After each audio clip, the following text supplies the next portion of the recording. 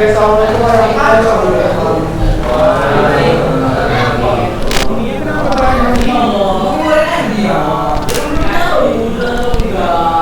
gimana nyangkutinnya?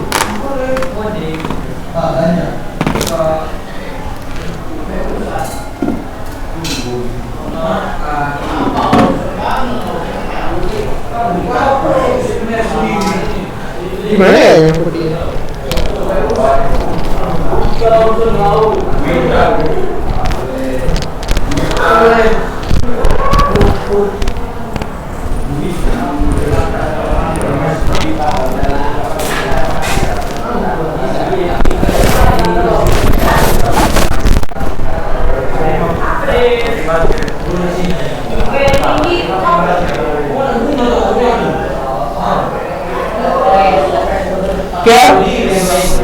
Udah dulu.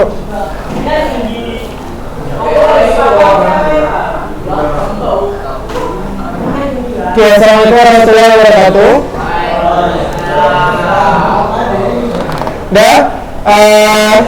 Silakan ambil buku paketmu. Terus dilanjutkan kalau sudah selesai kemarin yang mencari konten bahasa di halaman konten bahasanya di halaman 126. Terus kemarin kan kita ada baca cerpen di halaman 129. Kalau sudah selesai, kamu boleh kumpul. Tapi bagi yang belum, silakan segera dilanjutkan.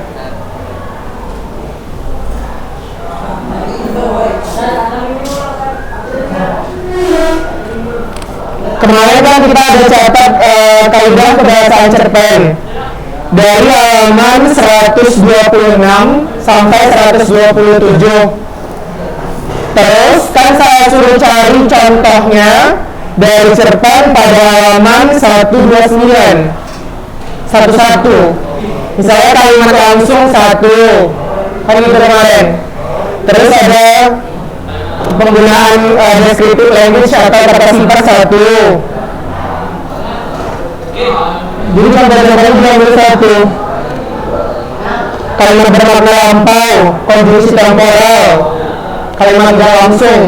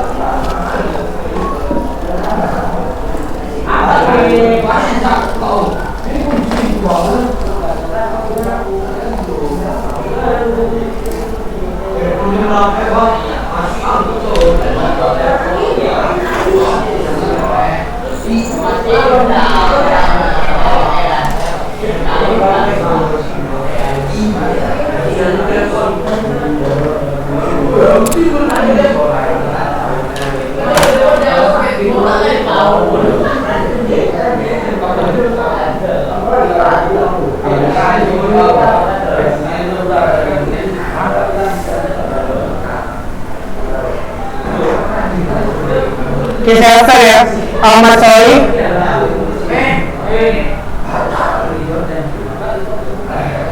Arik, Adrian,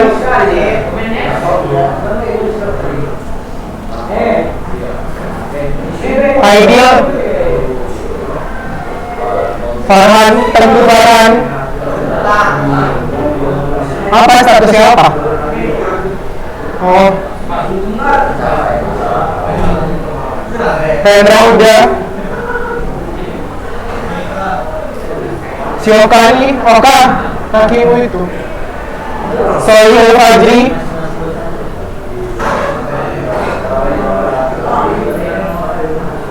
Muazzin, apa? Farel. Farel ini kenapa dia setiap Sabtu nggak hadir?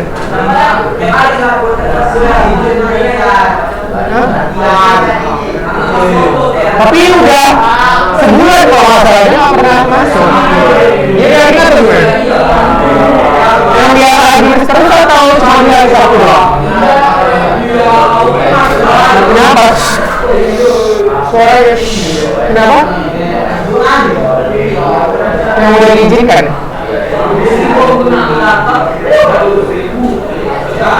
Ananda apa? Setoramadi Umar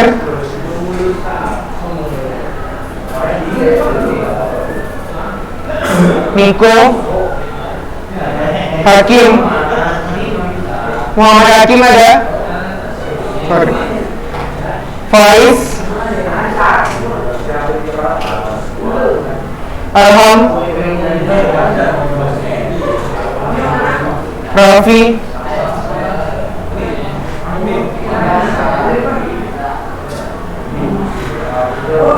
Naufal Abdul Muiz Devi Aulia Hadi Wibowo. Ada yang mau saya panggil namanya? Udah semua ya? Udah silakan, kalau sudah selesai dikumpulkan.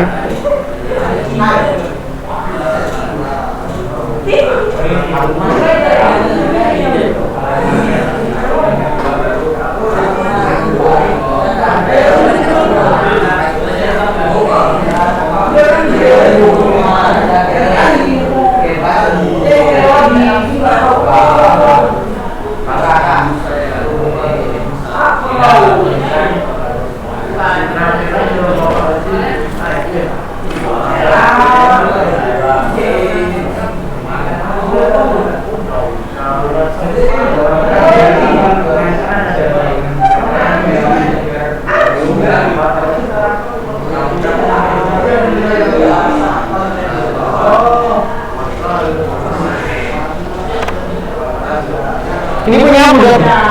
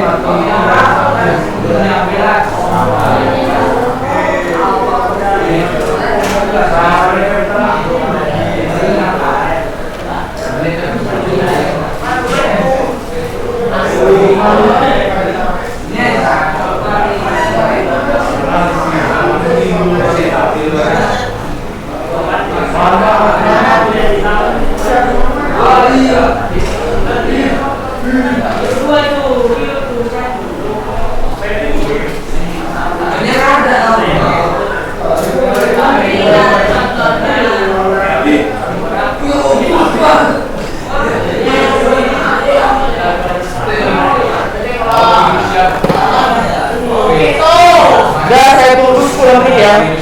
10 menit kalau nggak kumpul berarti nggak saya masuk lagi ya.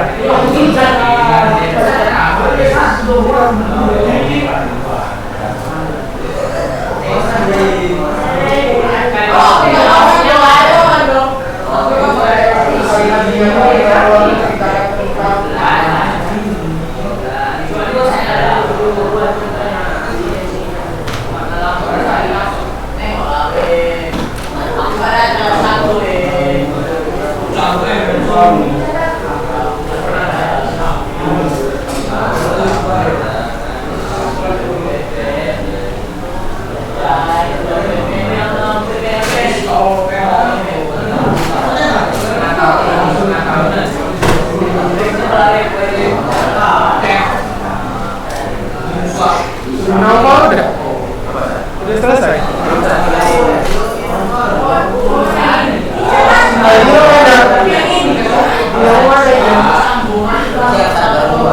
Cepat dikerjain. Dari cepat. Oke. Pakai Mimo. Hah? Namanya berapa? Iya, di sana ada sepanjang.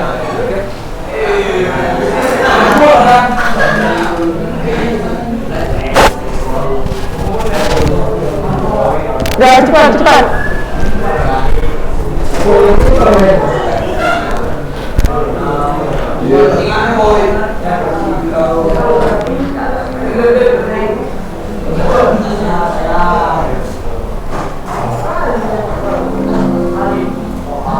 Apa ininya? Maksud saya terlalu mana?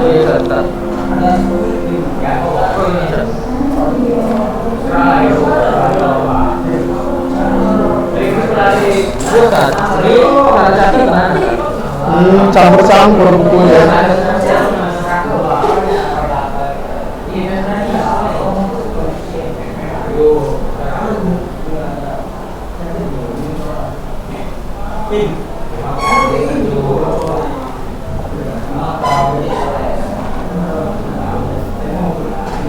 Ini gabung. Apa? Itu Kan ada kerja ini gabung. Siapa nama? Marder.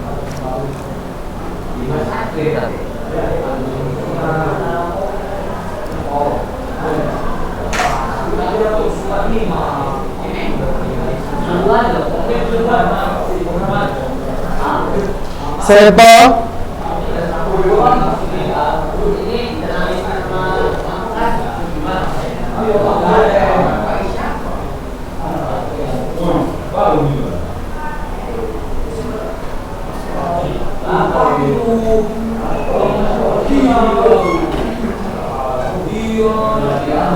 Udah habis ya? Sini lah kumpul.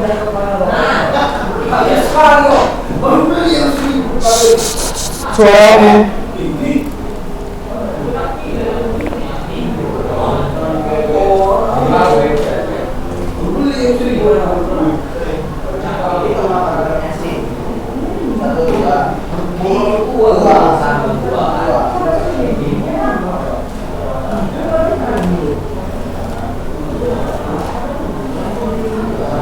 Nada.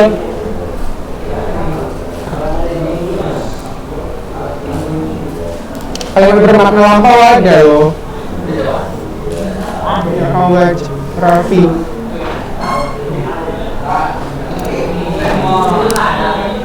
Tidak langsung yang tidak ada. Kalimat bermakna lampau ada.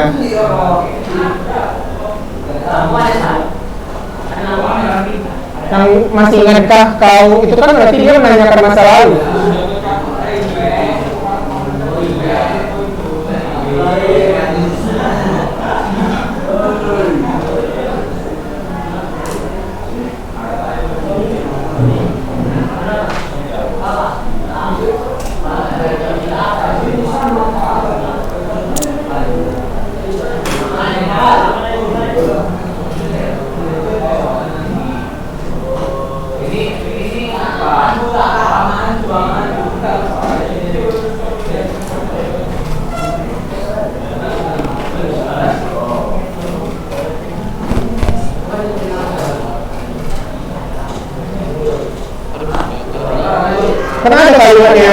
masih ingatkah kau itu? Oh iya. Nggak jumpa berarti. Oke.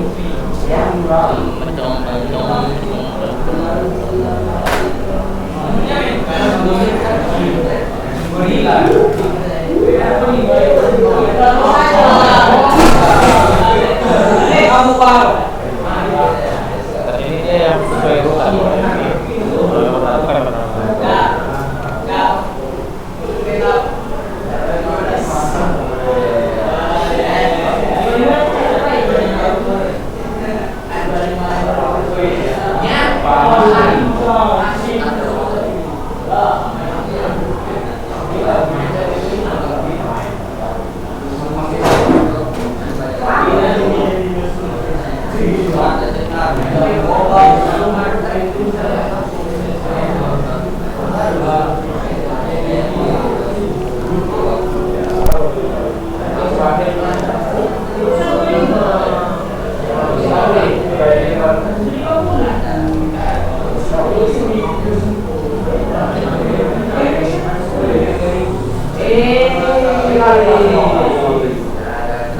Paling berapa ada misalnya masih ingatkah kau?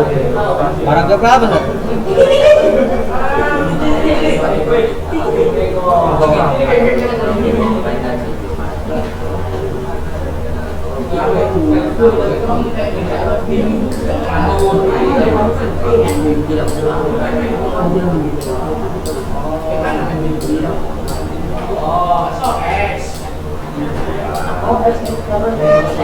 Ini aja malam itu siapapun tak butuh ini aja kali pakai lampu. Banyak kalau kalian. Nah ini juga masih ingatkah kau bagaimana langit-langit kamar itu? Alhamdulillah. Bukumu campur-campur ya Arham. Enggak kan, ini ketinggalan. Ini kasih sama siapa? Ini siapa punya nih? Nah Novel.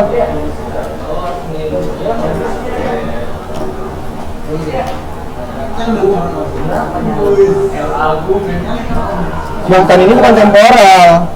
Temporal itu yang dia sejak. Nah ini kan dia udah sejak, ketika, kemudian. Bahkan ini penambahan.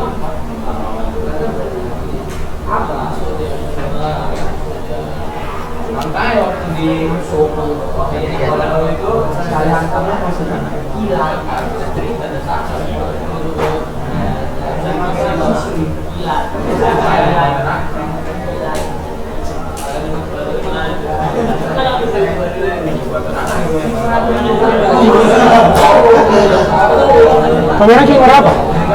Kamu ranking berapa? Hah?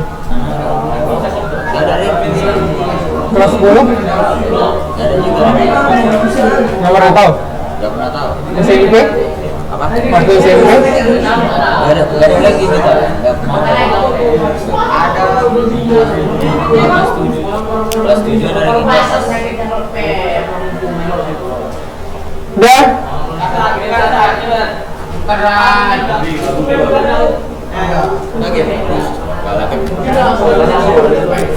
Kalimat bermakna lampaunya mana, Kim?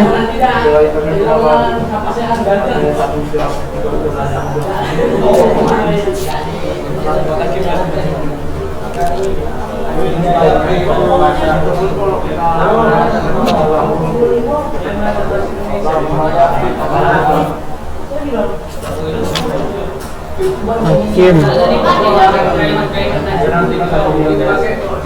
Ini tante Farhan ya?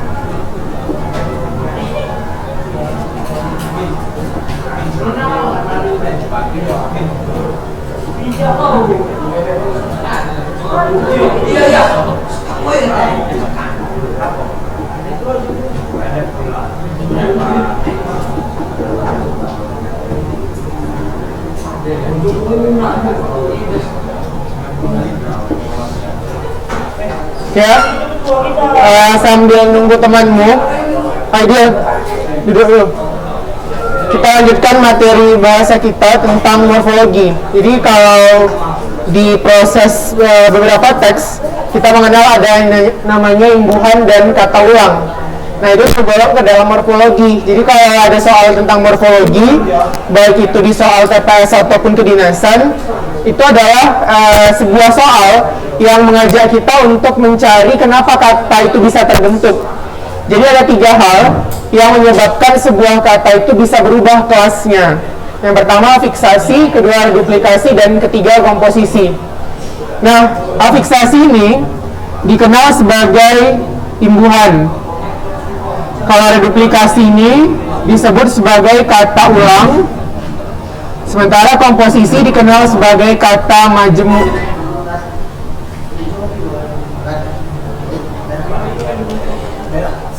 Cepat-cepat. Nah, kalau untuk afiksasi yang tergolong ke dalam imbuhan, maka dia terbagi 2. Satu berdasarkan posisi, satu berdasarkan serapan. Kalau berdasarkan posisi, maka nanti dia ada namanya prefiks, sufiks, infiks, konfiks. Kalau prefiks letaknya itu di awal, kalau sufiks di akhir, kalau infiks itu di tengah, konfiks itu ada di awal dan akhir. Oke,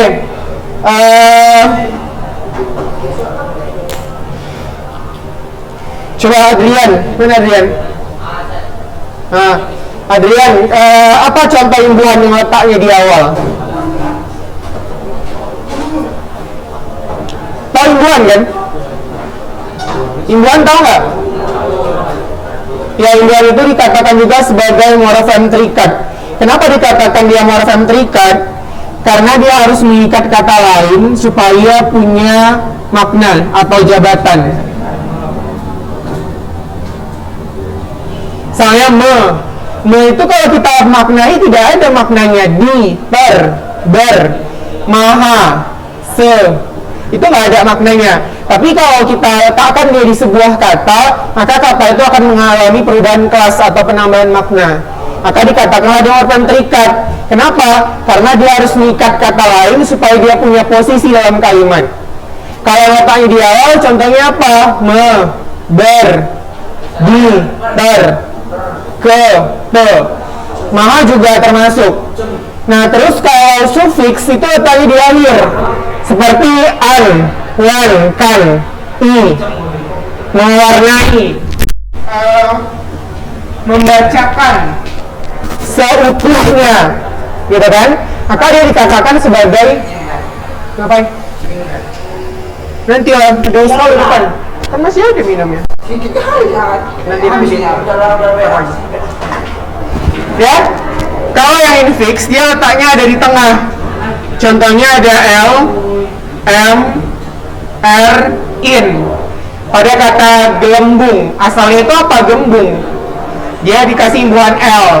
Pada kata gemerlap, itu asal katanya gelap, ditambah imbuhan R. Pada kata pemerintah, itu mendapat imbuhan M. Jadi kan kalau kita tulis pemerintah, ini bukan imbuhan P, tapi dia mendapat imbuhan M di tengah. Terus sambung jadi sinambung. Nah, ini dia mendapat imbuhan in. Karena letaknya yang di tengah tadi, maka imbuhan infix ini sering disebut orang sebagai imbuhan sisipan. Jadi kalau ada muncul soal menanyakan imbuhan sisipan, berarti maksudnya adalah infix yang letaknya itu di tengah, bukan di awal juga bukan di akhir. Sementara kalau konfiks dia satu paket, misalnya mei, mekan, senya, paan, kean. Konfiks dibagi menjadi beberapa bagian. Ada tipe konfiks yang cenderung akan membentuk nomina. Contoh, kalau imbuhannya pean atau kean, maka kecenderungan dia akan jadi kata benda. Lalu apalagi kalau misalnya dia perbedaan antara mei dengan mekan. Kan ada nanti orang nulisnya mei, mekan. Nah, ini dari segi makna. Kalau dari peletakan, mei itu biasanya objeknya itu adalah orang. Kalau mekan, objeknya itu bukan orang. Misalnya gini, saya mengajari adik matematika, maka adik itu kan orang, kita pakainya mei. Tapi kalau mekan, saya mengajarkan matematika pada adik. Jadi kalau mekan itu biasanya objeknya bukan orang. Itu perbedaan dan peletakannya. Terus kalau mei, biasanya subjeknya itu aktif. Jadi kalau mei dia subjek aktif, kalau mekan dia subjek pasif. Itu bedanya ya. Itu masalah konfliks. Dah? Lalu bagaimana dengan yang serapan? Nah, serapan ini terbagi dua. Ada imbuhan yang asli, ada yang asing. Contoh yang asing itu seperti yang dari bahasa Arab, atau biasanya kalau dia imbuhannya an, terus wan, or, er, ini menyatakan orang. Kalau dia isasi, menyatakan proses. Kalau isme, dia menyatakan paham. Kalau is, we, iya, if, al, ini menyatakan sifat. Nah, itu namanya serapan. Dia dari bahasa Arab, bisa dari bahasa Inggris. Isasi misalnya boisasi, globalisasi. Berarti kan dia menandakan sebuah kata yang menggambarkan proses.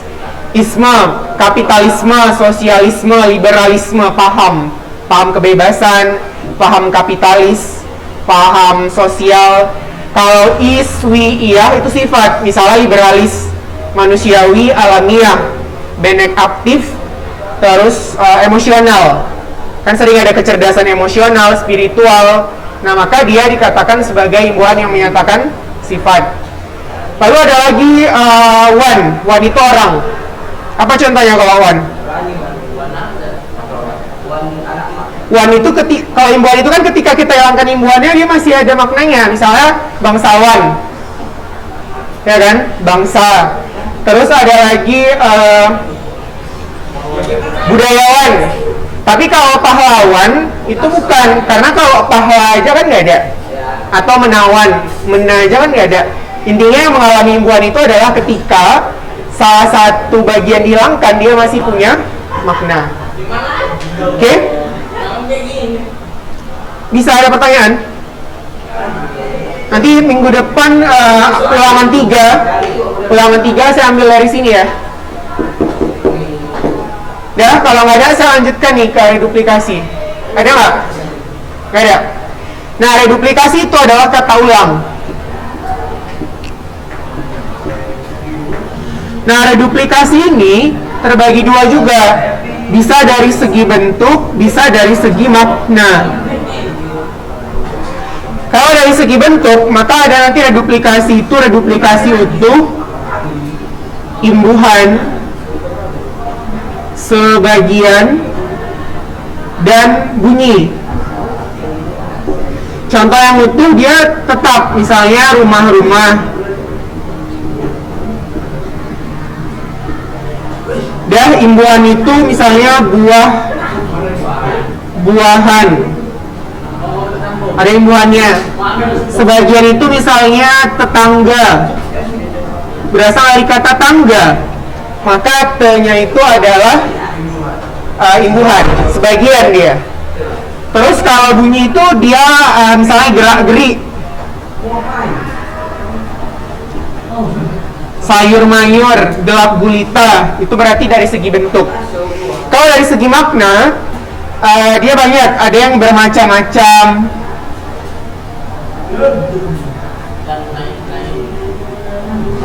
Ada dia yang menyerupai. Ada dia yang bermakna melemahkan kata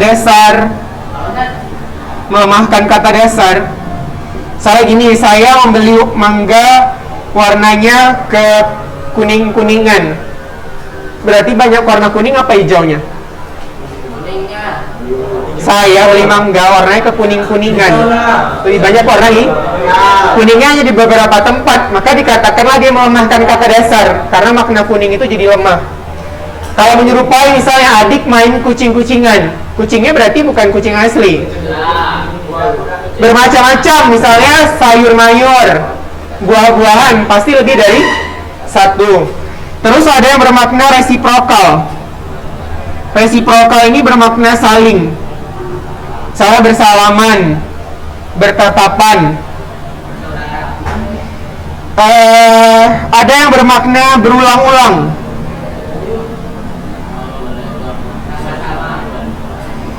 Jadi kan kalau misalnya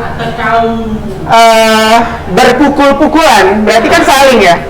Tapi kalau memukul-mukul itu maknanya berulang-ulang. Nah, itu bedanya. Terus ada lagi dia bermakna kualitas dan kuantitas.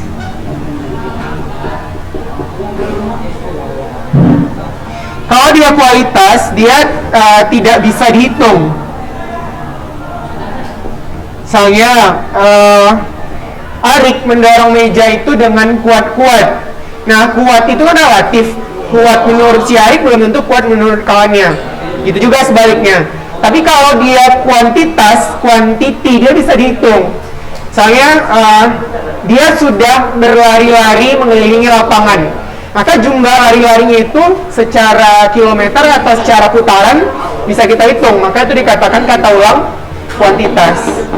Jadi perhatikan soalnya, dia minta dari segi bentuk atau dari segi makna. Contoh, ada soal seperti ini.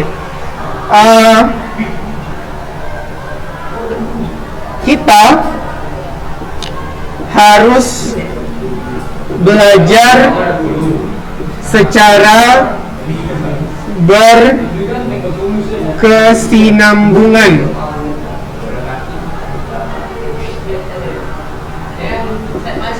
Kata sinambung pada kalimat tersebut sebentuk dengan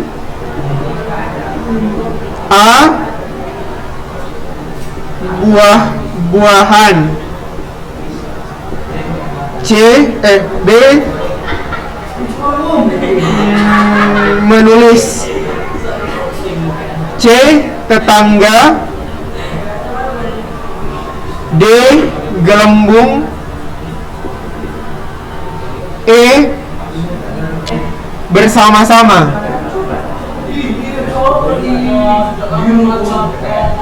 Oke, kalau seperti ini berarti apa jawabannya? Lihat, kita harus belajar secara berkesinambungan.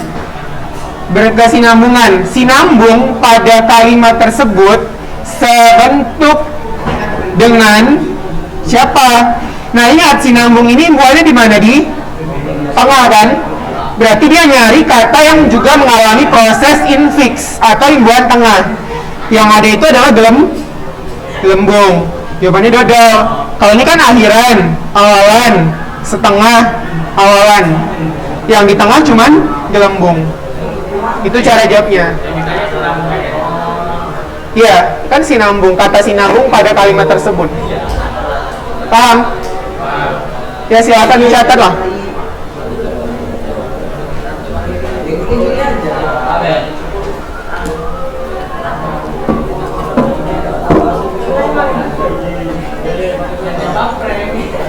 Udah dicatat, nanti minggu depan kosong lagi, ulang lagi dari awal. Kan lama kita belajarnya gitu. Pokoknya kalau udah SMA, cara belajar kita jangan kayak anak SMP lah. Kalau SMP dia kelupaan, ngulang-ngulang nggak apa-apa.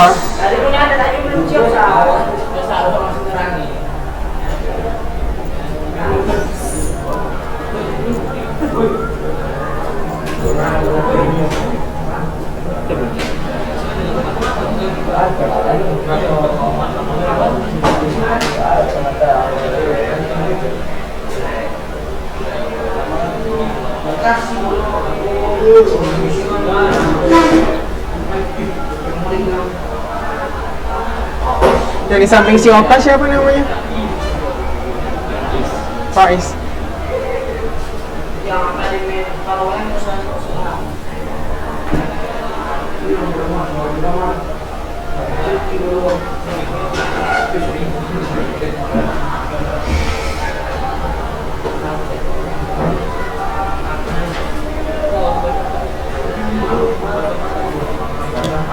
Oka sama Faiz nggak ada ngumpul tugas tadi kan? Buku pun nggak ada.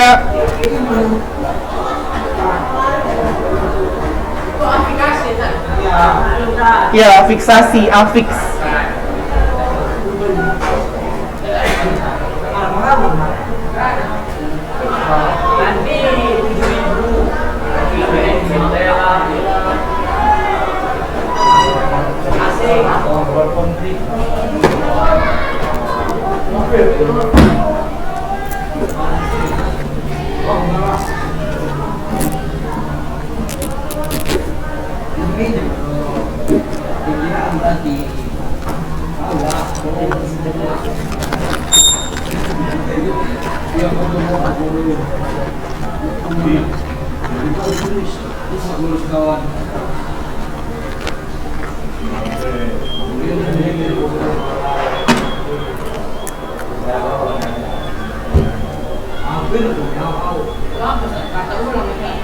Iya.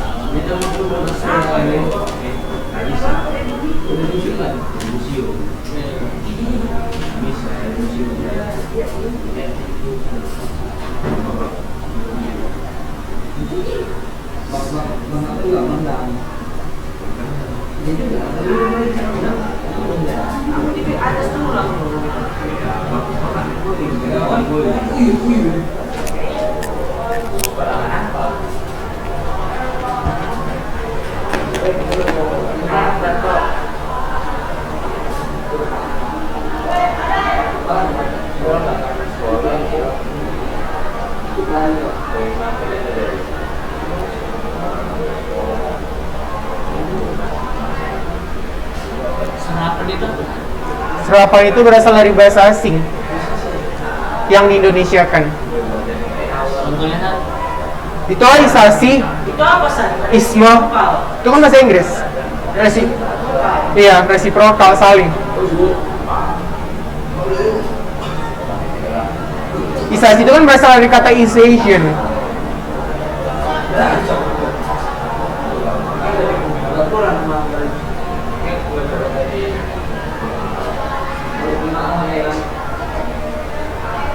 Dan Faiz ngapain yang biar kau gitu?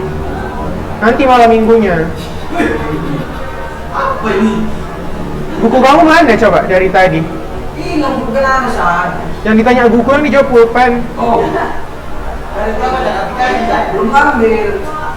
Buku tulis ngambil di mana rupanya bisa? Ini afiksasi. Hah?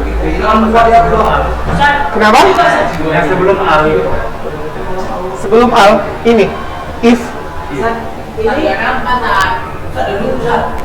Udah. Ini catat juga.